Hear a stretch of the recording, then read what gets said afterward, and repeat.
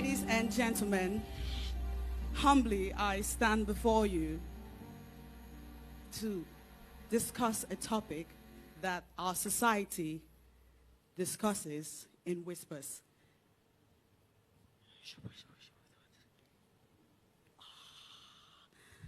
Mental illness.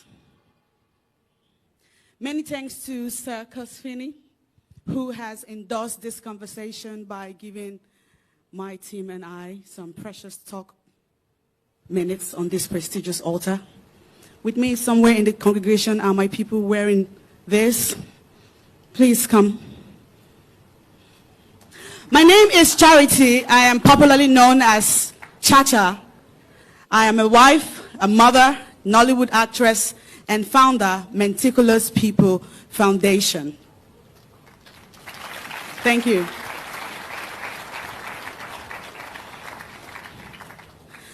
I turned 35 4 months ago. But for 33 years, out of that 35, I had a sickness that I was unaware of. My parents were unaware. I was unaware. I interpreted most of it as who I am. My personality is who I am. But it goes beyond just who I am.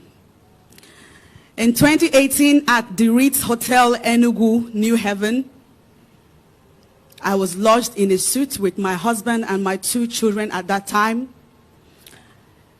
And then one day, it happened. I went mad. Later on, I discovered it's called a maniac episode, but just like in the movies, I went bonkers, crazy. I began to throw away every of our belongings, clothes, shoes, bags, the children's toys. I vandalized the hotel properties.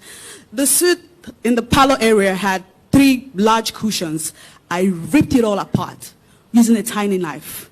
It was nothing but madness. That madness was contained in just that room by my husband, who was wearing only the clothes that he had on when I was throwing away everything. Same goes for my children. That incident was so intense that what I needed was a trip to the hospital. But I didn't go to the hospital because my husband and I, who is seated here with me, supported me. Can you please rise?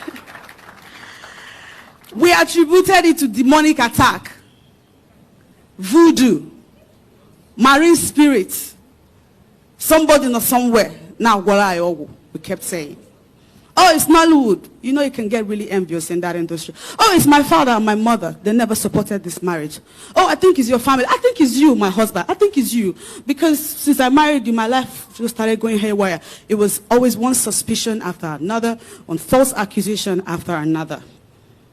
I survived the Ritz, but I had yet another maniac episode in 2020 here in Delta State, Asaba. I was on the laptop writing script after script. Writing is my hobby. My husband was on his way to Lagos to sign a contract with our company, between our company and yet another production company. And before I could realize what was going on with me, I went mad again. And I began to destroy things around the house. I broke televisions, chandelier lights. I burnt all my clothes and my children's clothes. Just like I did in Enugu, I reduced everything that we owned to trash. And no, it didn't take one day. It was 3 to 4 days intense madness. On the 4th day, I didn't eat at all. I was only drinking water. I felt I had superpowers. I felt I was receiving a message from the divine. Or I felt like somebody was manipulating me because there was 2 entities all of a sudden. There was me watching me that couldn't stop that me in action. They had to bound me hands and legs to the hospital. And then I was still, just like in the movies, crazy. It was now at the hospital, First Delta American Hospital here in Asaba, that Dr. Isioma Okoba, alongside a psychiatrist, Dr. Nebe, diagnosed me of bipolar disorder. I had heard that name in the movie, but because I'm an actor, that name seemed fictitious. It felt like a name that they had to come up with to buttress a character or a characterization. I didn't take that news pleasantly because it was not a pleasant news. Because what do you mean? Do you know who I am? Chacha. I am way too beautiful. Way too talented. Way too brilliant to have what they call in my area a little bit of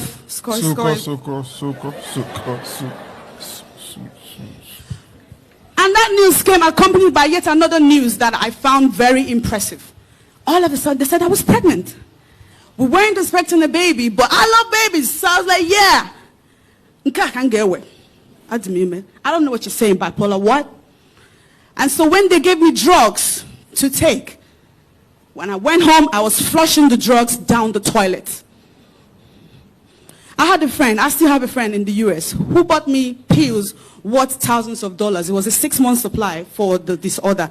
But my head didn't agree with that news. So I called her and said, I won't take them. The Lord told me in my sleep that those drugs are not for me, I'm fine. And then I now attached the news of the pregnancy to my denial, saying that if I keep taking these drugs, the tendencies of the baby in my stomach coming out as imbecile is there. So no, I'm not going to take it. And so I went through that pregnancy without my pills. But I never stopped going mad. Only this time was small madness.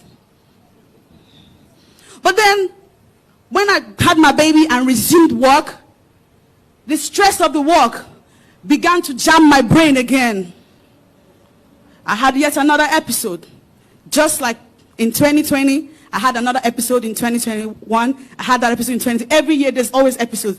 Hypomanic and manic. This particular episode, I burnt all our wedding photos, all our vital business documents, destroyed all our clothes. We had no clothes again. It's what I do. I did that every time. Not anymore, but it was a habit.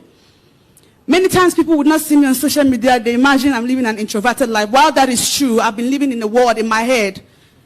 I didn't even have clothes to make appearances anymore because I'd wrecked everything that I had. Until I had a last manic.